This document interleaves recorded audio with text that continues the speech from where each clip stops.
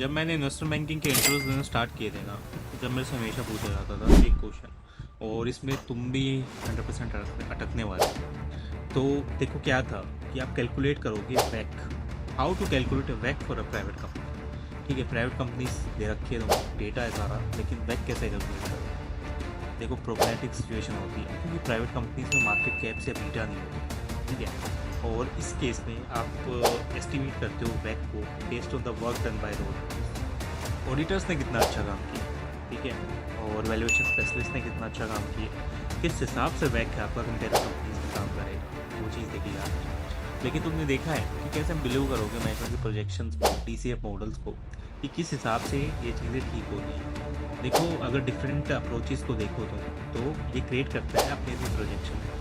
आप मॉडिफाई करो मैनेजमेंट की प्रोजेक्शंस को, डाउनलोड करो इन चीज़ों को बनाने के लिए ज़्यादा कंजर्वेटिव, तो वो चीज़ यहाँ आती है। एक सेंसिटिविटी टेबल आप बनाओ on the basis of different graph और ग्रोथ रेट मार्जिन्स, जो आपको शो करे वैल्यू जो आपको एज्यूम कर रहा है मैनेजमेंट की प्रोजेक्शन से, एज्यूम कर रहा है मोर कंजर्वेटिव सेट ऑफ नंबर्स में, तो वो चीज़ यहाँ पे शो होगी।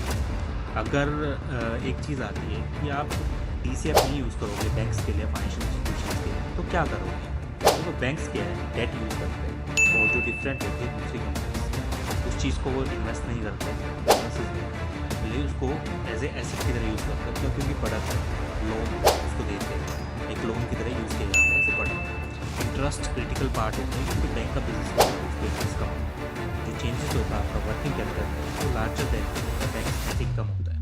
जो ट्रेडिशनल मेजर है कैश फ्लो के, ये चीज़ को नहीं बता पाते, क्योंकि अगर तुम इसको करने जाओगे तो तुम्हारा वर्किंग कैपिटल बहुत हाई आएगा चेंजेस, और किस हिसाब से तुम काउंटर करोगे इस चीज़ को, तो ये चीज़ आपको देखी जाती है।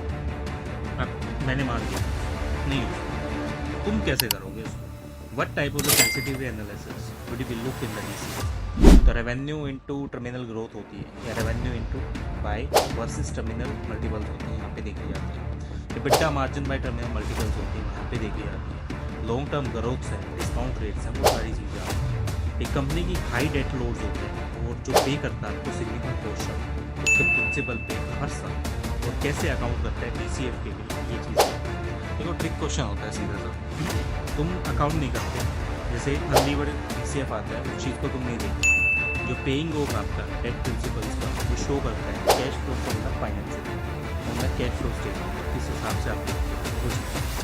अगर हम इसी चीज़ को लें अकाउंट में, वेट इंटू 1 माइनस टैक्स और कुछ आइटम्स में जैसे कैश फ्लो ऑपरेशन सब्ट्रैक्ट करें कैपिटल एक्सपेंडिचर अनलीवर्ड बीटा के हिसाब से, तो ये चीज़ें अलग आती हैं। अगर आप लीवर्ड कैश फ्लो देखते हैं और आप प्लस एक्सपेंसेस डिक्लाइन करते हो फ्यूचर में, future the principles being paid हो, तो मैंडेटरी जो डेट पेमेंट्स होती है आपको रिड्यूस करते हैं लीवर्ड फ्री कैश फ्लो, और यही एक रीज़न होता है जिस हिसाब से नंबर्स यहाँ पे आपके देखे जाते हैं।